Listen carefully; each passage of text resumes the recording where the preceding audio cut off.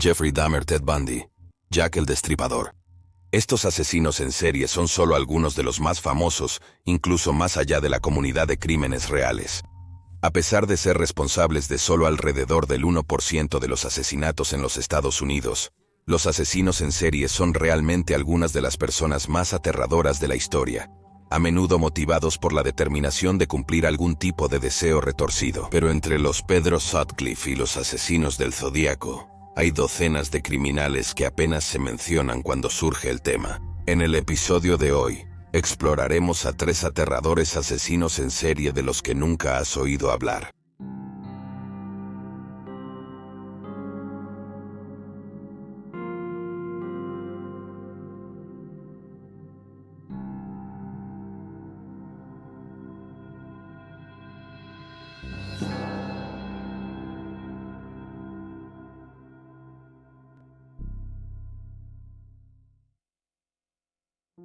Vicki Dawn Jackson.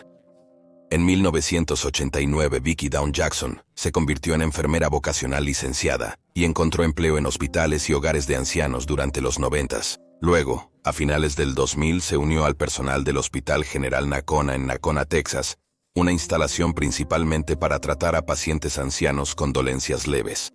Durante los meses de diciembre de 2000 y febrero de 2001, el hospital notó un aumento extraño en las muertes de los pacientes. Muchos de estos individuos tenían entre 62 y 100 años, y anteriormente habían sido bastante saludables. Aún así, nadie sospechaba que algo estaba mal. Se creía que las muertes se debían a que los pacientes tenían sistemas inmunológicos más débiles, y en algunos casos, simplemente eran ancianos. Pero poco después, comenzó a circular un rumor por la instalación. Alguien estaba matando a los pacientes. Esta acusación persistió, y eventualmente el administrador del hospital habló con un farmacéutico sobre el hecho de que frascos de Mivacron, un relajante muscular, habían desaparecido alrededor del tiempo de las muertes. Él había creído que esto era simplemente una mala gestión de inventario, y notó que generalmente no se consideraba una sustancia letal. El cloruro de mivacurio se utiliza para paralizar brevemente el sistema respiratorio de un individuo. Esto permite a los médicos insertar un tubo de oxígeno. El medicamento se desvanece rápidamente cuando fluye el oxígeno. Pero en dosis altas y sin un tubo de oxígeno, puede ser mortal. El administrador del hospital también descubrió que todas las muertes ocurrieron durante un turno en particular. Siguiendo todo esto, ordenó que los gabinetes con el Mivacron se cerraran con llave y solo fueran accesibles por los supervisores. Pronto, se lanzó una investigación conjunta de la policía local, los Texas Rangers y el Federal Bureau of Investigation, para investigar las muertes de más de 20 pacientes que potencialmente fueron asesinados con el relajante muscular. Los cuerpos de numerosos pacientes fueron exhumados también ahora que los investigadores sabían lo que estaban buscando: evidencia de envenenamiento. Al mismo tiempo, se presentó una demanda civil en nombre de Donnelly Reed, de 61 años. La demanda afirmaba que una de las enfermeras del hospital, Vicki Dawn Jackson, de 34 años, había inyectado un medicamento en el tubo cuarto de Donnelly, aunque inicialmente sobrevivió al incidente, ya que otra enfermera acudió en su ayuda. Falleció 2 meses después tras contraer neumonía. Una semana después, surgió otra demanda. Esta alegaba que a Boyd Burnett, de 87 años, Jackson le había inyectado un medicamento no prescrito, lo que llevó a su muerte en diciembre de 2000. Jackson fue despedido en febrero de 2001 antes de que se presentaran las demandas, cuando las autoridades descubrieron jeringas con rastros de Mivacron en los contenedores de su residencia. Después de dejar su trabajo de enfermera, comenzó a trabajar en una deli local. Fue aquí donde fue arrestada el 16 de julio de 2002, bajo cargos de 4 asesinatos capitales. Mientras esperaba el juicio, las autoridades continuaron buscando respuestas, exhumando cuerpos y buscando más víctimas. El juicio estaba programado para octubre de 2004, y se emitió una orden de mordaza sobre el caso. El único detalle que se hizo público fue que los perseguidores no buscaban la pena de muerte. En enero de 2004 se presentaron 6 cargos más de asesinato contra Jackson. Después de que su primer juicio resultara en un juicio nulo, se programó otro y se llevó a cabo en San Angelo con un jurado completamente nuevo. Durante este segundo juicio, el agente especial del Federal Bureau of Investigation, David Burns, afirmó que durante los interrogatorios con Jackson, creía que había determinado su motivo, que ella había asesinado a pacientes en ataques de ira después de considerarlos demasiado exigentes. Se informó que había intentado herir a numerosos otros pacientes, incluyendo a una niña de 14 años, y a un hombre de 40 años con enfermedad de Crohn.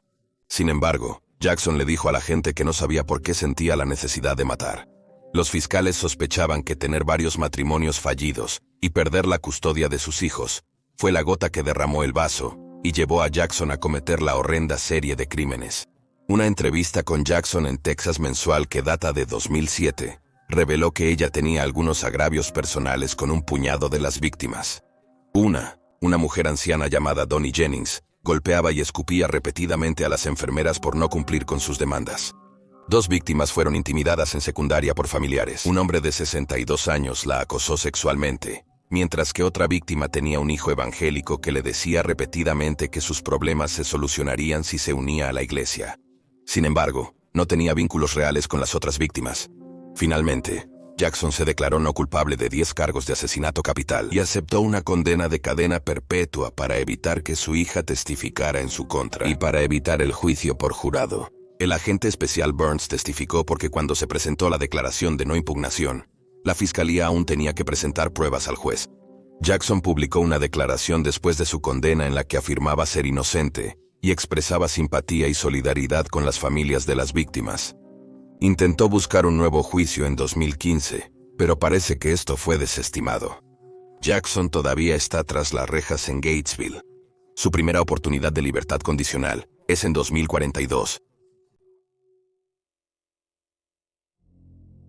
Joachim Nichala, nacido en 1952, es uno de los asesinos en serie más aterradores de República de Polonia. Apodado Frankenstein y el vampiro de Betón, acechaba las calles de Betón, apuntando a mujeres en la región industrial de Alta Silesia, entre 1975 y 1982. Se informa que los crímenes de Nichala comenzaron cuando desarrolló un odio hacia las mujeres después de un periodo en la cárcel. A los 18 años fue condenado por participar en la violación en grupo de una joven y sentenciado a 3 años tras las rejas. Y a pesar de las pruebas disponibles, creía que había sido acusado falsamente y que no debería estar en prisión. Como resultado, pasó tiempo alimentando su odio hacia el sexo opuesto. Nichala intentó cometer su primer homicidio el 3 de noviembre de 1974, cuando atacó a María Boruca, de 21 años, en la escalera de su bloque de apartamentos. María fue golpeada en la cabeza, pero logró sobrevivir a la terrible experiencia. También vio a su atacante. El próximo ataque reconocido fue el 20 de septiembre de 1975. La víctima, nombrada solo como Estefanía M., murió en el hospital. Un mes después le quitó la vida a otra mujer, Elżbieta Michalowa. Miroslava Sonowska, de 38 años, fue asesinada el 6 de mayo de 1976. Ella era la testigo clave contra otro asesino, Zdzisław Marchicki, apodado el vampiro de Zagreb, después de que ella vio a Marchicki ejecutar a su última víctima. Notablemente, fue asesinada de forma parecida a las víctimas de Marchicki cerca de su casa, con un objeto contundente y con un móvil sexual, evidenciado por la exposición de su parte inferior del cuerpo. Nichala no volvió a atacar hasta el 30 de octubre, cuando atacó a Teresa Ríos en la escalera de su bloque de apartamentos, cuando ella regresaba a casa del trabajo. Ella murió por un trauma contundente, y él arrastró su cuerpo al sótano. Nichala atacó de nuevo el 20 de enero de 1977, aunque esta víctima específica sobrevivió a la prueba y describió a su atacante a la policía. Y luego de nuevo el 2 de febrero de 1978 y el 30 de julio de 1978, cuando atacó a 2 niñas de 14 años en un parque de diversiones en Orzów. Las fuerzas del orden se involucraron en el caso después de los primeros delitos, cuando comenzó a surgir un patrón. Notaron que muchos de los ataques se llevaron a cabo cerca de la línea de tranvía número 6 de la Alta Silesia, y las mujeres que sobrevivieron a sus ataques pudieron ayudar a crear un retrato compuesto del perpetrador. Se hizo una escultura de Nichala con peluca a juego con su cabello, usando también un maniquí vestido como el culpable. Nichala solía vestir un abrigo duffel de ajedrez. El atacante fue descrito como un hombre joven y delgado con cabello grueso y largo. Las imágenes del rostro y el maniquí se distribuyeron a los oficiales de policía en el área, y las paradas de tranvía fueron fuertemente patrulladas. Se interrogó a cientos de hombres que eran culpables de delitos sexuales. Las autoridades mantuvieron el caso en silencio, ya que Marcicki había sido ejecutado el 26 de abril de 1977, y sin embargo, parecía que un imitador aún operaba en el área. Los investigadores no deseaban pánico público. En 1979 los ataques reiniciaron. Una mujer fue agredida en marzo mientras que 2 niñas fueron atacadas el 23 de junio. A pesar de infligir numerosos golpes a los cuerpos de las niñas, una de ellas, Kasia Sosna, sobrevivió después de que fueron descubiertas desnudas en los arbustos en Pikar y Slonskia. Nichala fue arrestado por primera vez en septiembre de 1979. Una mujer que sobrevivió a un ataque en 1977 lo identificó como el culpable. Pero él tenía una coartada irrefutable, ya que estaba registrado como que estaba en el trabajo en el momento de los asesinatos. A pesar de tener un parecido sorprendente con el boceto compuesto del perpetrador, fue liberado. Sin embargo, este encuentro cercano con la ley pareció asustarlo, ya que no cometió más delitos hasta 1982. El 8 de mayo mató a su cuñada, Boguslawa Lotziga, de 17 años. Audazmente informó de la muerte a los servicios de emergencia y a su familia, alegando que ella había tenido una caída accidental y se había lastimado. Sin embargo, se descubrió semen en su ropa interior y se determinó que había sufrido un golpe con un instrumento contundente. Su motivo para el asesinato fue que ambos habían tenido relaciones sexuales, posiblemente como resultado de que él la agredió sexualmente, y ella deseaba informarlo a su hermana. El 19 de abril de 1984 Nichala fue condenado a muerte por 5 asesinatos. Se descubrió después del asesinato de su cuñada que sus coartadas no eran irrefutables. De hecho, a menudo trabajaba horas extras y se le daban días libres a cambio. Su supervisor lo marcaba en su turno como normal, ya que así es como funcionaba el proceso de la empresa. Antes de su condena, confesó los asesinatos y expresó remordimiento. Informes indican que se sentía avergonzado por la naturaleza sexual de sus delitos. Nichala fue ahorcado el 21 de mayo de 1985 en Cracovia. William Devin Howell. Apodado el desgarrador enfermo, William Devin Howell es uno de los asesinos en serie más prolíficos de Connecticut. Su brutal violencia comenzó cuando Melanie Camellini, de 29 años, madre de 2 hijos que vivía en Waterbury, desapareció. Habiendo sido vista por última vez, el 1 de enero de 2003, fue vista viva poco antes con 2 hombres en la ciudad. Según los informes, Melanie luchaba con problemas de abuso de sustancias, y no era característico de ella desaparecer durante largos periodos de tiempo, y no logró contactar a sus amigos y familia. Fue secuestrada, violada y golpeada en la cabeza con un martillo por un hombre, luego identificado como Howell. Posteriormente su cuerpo fue sepultado detrás de una plaza en Hartford Road, Nueva Bretaña, lugar preferido de Howell para descartar cuerpos. El boscoso lugar de entierro en la zona pantanosa fue encontrado por un cazador en 2007. Los restos de Melanie no fueron identificados hasta 2015. El 18 de junio de 2003, desapareció Janice Roberts, de 44 años.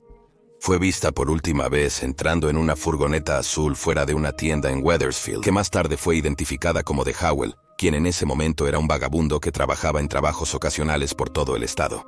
Se reportó la desaparición de Janice tras 6 días. Más tarde, Howell le diría a un informante que había estrangulado a Janice hasta la muerte después de intentar coaccionarla para tener relaciones sexuales, solo para descubrir que era transgénero. Howell victimó a Diana Cusack, de 55 años, vista por última vez a mediados de 2003. Se supo de ella por última vez el 9 de julio, cuando la policía habló con ella en relación a una disputa entre propietario e inquilino. Al igual que Melanie, los restos de Diana fueron extraídos del lugar de entierro en 2007, pero pasaron 4 años antes de que fuera identificada. Otra similitud entre las 2 víctimas fue que ella también tenía problemas de abuso de sustancias. Sin embargo, la diferencia con Diana es que no se reportó su desaparición, ya que no había estado en contacto con su familia durante mucho tiempo antes de que desapareciera. El 31 de julio de 2003, se presentó un informe de personas desaparecidas para Nilsa Arismendi, de 33 años, cuya familia no había tenido noticias de ella en una semana. Nilsa era una usuaria de heroína y trabajadora sexual que vivía en un motel en Wethersfield con su novio. Notablemente, su novio era un narcotraficante condenado, y se asumió inicialmente que él estaba involucrado en su desaparición. Sin embargo, fue absuelto de cualquier delito poco después, y le dijo a los detectives que la había visto por última vez, a la de 33 años, el 25 de julio, a las 2:30 de la mañana, cuando ella entró en la camioneta azul de Howell.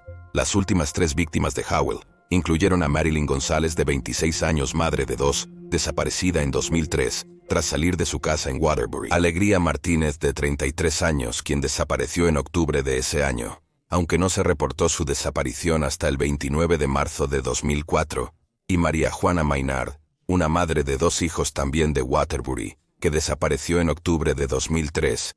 Alegría Martínez estaba desempleada en el momento de su desaparición, mientras que María Maynard era una exadicta que ahora trabaja como consejera de abuso de sustancias. Los restos de ambas mujeres fueron descubiertos detrás de la plaza comercial en 2007, mientras que el cuerpo de Marilyn fue encontrado detrás del centro comercial West Farms, en Farmington, Connecticut, en 2015. Howell atrajo la atención policial inicialmente durante la investigación de la desaparición de Nilsa. Su novio reveló que la pareja había permitido que Howell se quedara con ellos en su hotel, para poder fumar crack juntos. Las autoridades tomaron posesión de la camioneta de Howell en Carolina del Norte, donde descubrieron que se habían quitado sospechosamente varios cojines de los asientos. Se realizó un examen forense que reveló que la sangre humana de 2 personas se había impregnado en el suelo de la camioneta, con una muestra de ADN que revelaba que era 99%, seguro que provenía de Nilsa. Las autoridades también descubrieron 6 cintas de video diferentes de Howell, participando en lo que se describe como, entre comillas, sexo extraño con mujeres, aunque se grabaron de tal manera que los rostros de las mujeres no eran visibles ni identificables. Inicialmente se acusó a Howell de homicidio en primer grado, ya que el cuerpo de Nilsa aún estaba desaparecido. Después de que su juicio comenzó en enero de 2007, presentó una declaración de Alford, lo que significa que no admitió el delito, pero entendió que la persecución tenía suficientes pruebas de que era probable una condena. Sin embargo, Howell más tarde retractaría esta declaración, alegando que su defensor público lo había presionado para hacerla, y que deseaba que se desestimara. También mantuvo su inocencia, alegando que Nilsa y su novio habían peleado dentro de la furgoneta, lo que es como su sangre llegó a estar en el suelo. A pesar de su insistencia, fue condenado y sentenciado a 15 años de prisión. Semanas después, los cuerpos de Diana, Alegría y María fueron encontrados en su cementerio masivo detrás de la plaza. En prisión, Howell se autodenominaba un desgarrador enfermo, originando su apodo. También relató a un compañero de celda que guardó el cuerpo de una mujer en su furgoneta durante 2 semanas después de asesinarla, ya que el suelo estaba muy frío para enterrarla. Afirmó que había dormido junto a ella durante la quincena. Luego le contó a otro recluso que cortó las puntas de los dedos de una mujer y desmontó su mandíbula inferior, arrojando sus partes del cuerpo en Virginia. En 2017, 2 años después de que se recuperaron los cuerpos restantes de las víctimas de Howell, se declaró culpable de los 6 nuevos cargos de asesinato que se le imputaron, y fue condenado a 6 cadenas perpetuas consecutivas. Según informes, lloró y se disculpó con las familias durante este tiempo, calificando sus acciones de monstruosas, cobardes y egoístas. Le dijo a la corte que merecía la pena de muerte, aunque esto ya no era una opción ya que había sido abolida por la Suprema Corte 2 años antes. Agregó, sé lo que me espera, una muerte lenta y dolorosa en prisión. Espero que eso brinde algo de consuelo a cada una de las familias. Sin embargo, en declaraciones anteriores, Howell se había referido al lugar de la tumba como su jardín, y afirmó que las mujeres deberían haber sabido que iban a morir debido al estilo de vida que llevaban. Actualmente está cumpliendo su condena de 360 años en la institución correccional de Cheshire. Y ahí tienes los hechos. Por favor, deja un comentario abajo con tus propias teorías y especulaciones. Y recuerda darle me gusta a este video y suscribirte para apoyar el canal. Gracias por ver. Mantente alerta, mantente seguro y nos vemos la próxima vez.